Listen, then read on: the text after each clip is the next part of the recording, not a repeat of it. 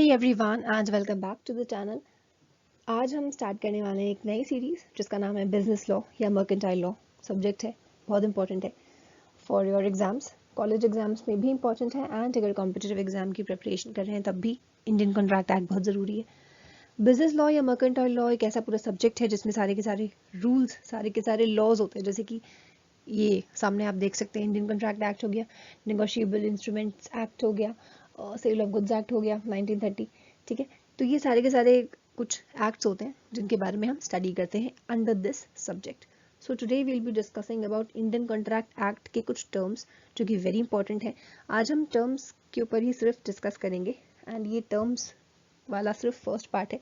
इसके बाद मैं सेकेंड पार्ट भी लेकर आऊँगी जिसमें अगेन बचे हुए टर्म्स होंगे। तो कुछ 10-12 टर्म्स हैं जिनका हम 2 वीडियोस में डिस्कशन कर लेंगे। उसके बाद वील बी स्टार्टिंग कि कॉन्ट्रैक्ट एक्ट में 1872 में और क्या क्या चीज़ें होती है। Okay, so let's start.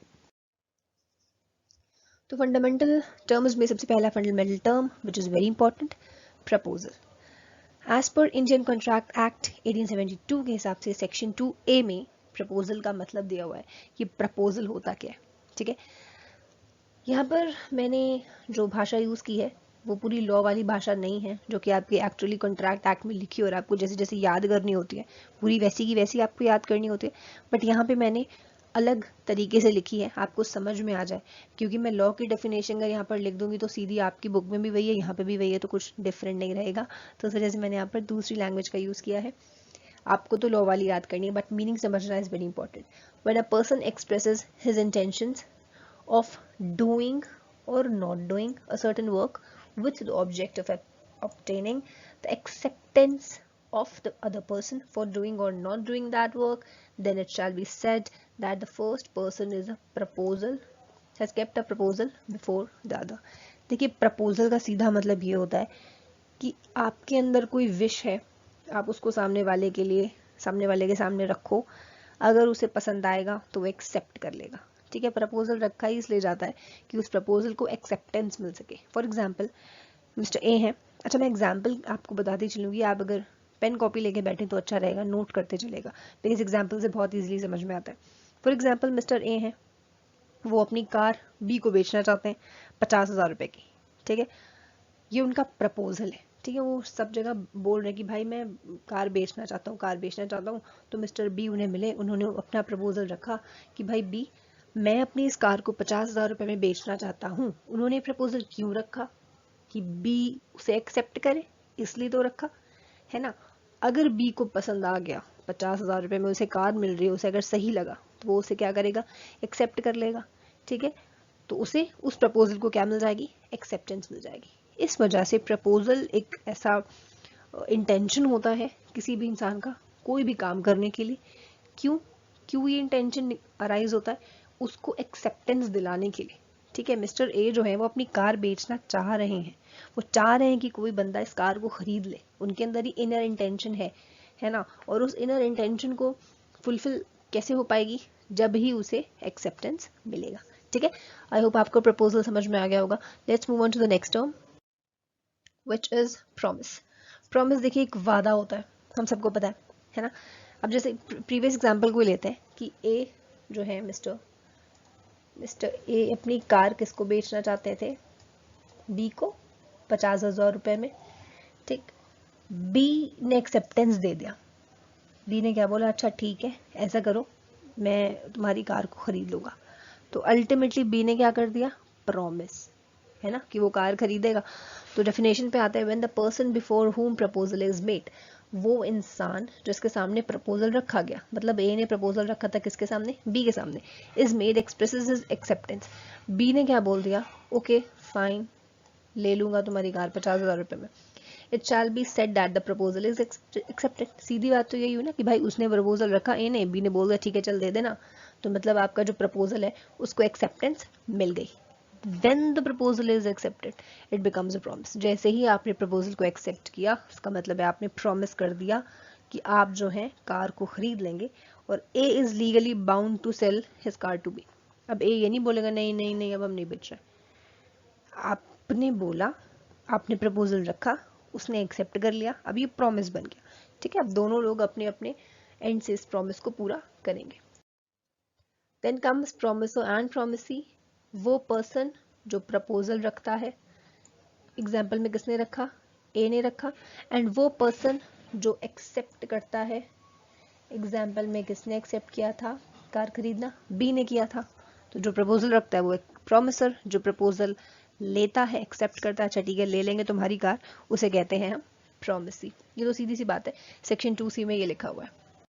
Then comes consideration, when on the will of the promisor, the promisee or any other person does or abstains from doing something or promises to do or abstain from doing something, then such act or its abstinence or promise is called consideration for the promise। देखिए सीधी सीधी बात है, ये law की भाषा लिखी हुई है, इस वजह से आपको समझ नहीं आएगा, लेकिन एक बहुत ही क्लियर भाषा में कंसिडरेशन का मतलब ये होता है बदले में जो भी चीज़ मिल रही है। फॉर एग्जाम्पल अभी मैंने आपको बोला कार बेचने वाली बात, ए अपनी कार बेचना चाहते हैं किसको, बी को, ठीक है। बी कितने रुपए देंगे, 50,000 रुपए देंगे, किसको, ए को। तो भाई ए के लिए कंसिडरेशन क्या है, 50,000 रुपए, ठीक है। बी के लिए कंसिडरेशन क्या है, कार। एक वैलिड कंसिडरेशन होना इज वेरी इंपॉर्टेंट। आप कोई भी कॉन्ट्रैक्ट कर रहे हैं, कुछ भी कोई भी चीज़ प्रॉमिस कर रहे हैं खरीदने बेचने की, विदाउट कंसिडरेशन इट्स वॉइड, ठीक है, जो एग्रीमेंट है वॉइड हो जाएगा। कंसिडरेशन ज़रूरी है for any valid agreement, and valid consideration is important. मैं किसी को कुछ बेच रही हूँ, सपोज मेरे पास एक लैपटॉप है, मैं किसी को अपना लैपटॉप बेच रही हूँ, मैं बदले में क्या चाहती हूँ, पैसे, ठीक है। तो वो मेरे लिए कंसिडरेशन है, और वो इंसान जो लैपटॉप बेचारा ढूंढ रहा है कोई उसे मिल जाए, उसके लिए कंसिडरेशन क्या है, उसके बदले पैसे के लैपटॉप। तो we both are having a valid consideration, मुझे चाहिए पैसे एंड उसे चाहिए लैपटॉप। तो इस वजह से हमारा जो एग्रीमेंट होगा वो क्या होगा, लीगल माना जाएगा, इलीगल नहीं माना जाएगा। तो इस वजह से कंसिडरेशन इज वेरी इंपॉर्टेंट, जो कि दोनों पार्टीज के लिए इंपॉर्टेंट होता है। अगर मैं किसी को सिर्फ अपना लैपटॉप बेच दूं, बदले में पैसे नहीं लूं, तो कंसिडरेशन नहीं होगा। Consideration is two way process, दोनों को कुछ ना कुछ उसमें से फायदा मिलना ही चाहिए, एंड दोनों उस चीज के लिए किसी न किसी प्रॉमिस में एक दूसरे के साथ वादा करें। Then comes agreement. Each promise or a set of promises which are consideration for each other is known as an agreement। सीधी सी बात है, देखिए अगर ए ने बोला बी को कि हम आपको अपनी कार बेचेंगे 50,000 रुपए में, बी ने बोला ठीक है 50,000 रुपए हम तुम्हें दे देंगे, सीधी बात है। प्रोमिसर ने बोला प्रोमिसी को, प्रोमिसी ने बोला ठीक है, दोनों एग्रीमेंट में आ गए, बात खत्म, इसमें और कुछ भी नहीं है। ए ने क्या बोला कि भाई कार बेचेंगे, बी ने क्या बोला ठीक है पैसे दे देंगे, दोनों मान गए एक चीज के ऊपर, बन गया एग्रीमेंट कि ए ने बी को कार बेच दी है, ऐसा ऐसा हो गया इस डेट पे, दिस इज एग्रीमेंट, ठीक है। कंसिडरेशन भी डिसाइडेड है एंड प्रॉमिस भी दोनों ने अपना अपना पूरा कर लिया। Then comes reciprocal promise. Reciprocal promise, those promises which are consideration for each other or a portion of consideration are called reciprocal promises।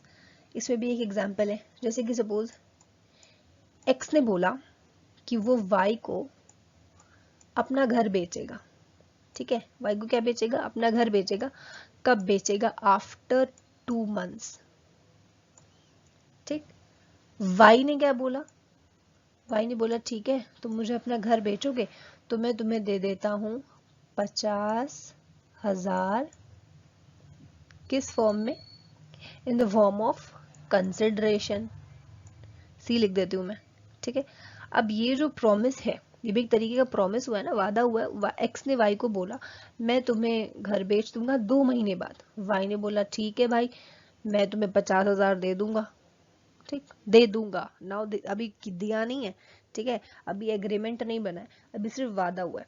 This promise is not yet fulfilled, ठीक है, किसी भी साइड से, ना एक्स ने Y को घर बेचा है, ना वाई ने एक्स को 50,000 रुपए दिए, वादा सिर्फ किया है। जब सिर्फ वादा हो, कंसिडरेशन वगैरह सब कुछ डिसाइड हो गया लेकिन अभी इफेक्ट में नहीं आया, उसे कहते हैं हम रेसिप्रोकल प्रॉमिस, ठीक। Those promises which are consideration for each other, एक दूसरे की बात से एग्री हैं, ये घर से एग्री हो गया वाई, एंड एक्स भी बोल रहा है ठीक है चलो 50,000 रुपए पे हम एग्री हैं, दोनों एग्री हैं कंसिडरेशन पे, बट अभी इफेक्ट में नहीं आया, इसलिए से हम कहते हैं reciprocal promises.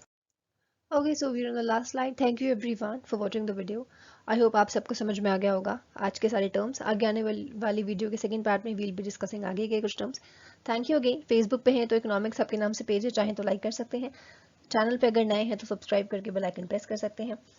Thank you once again and may God bless you.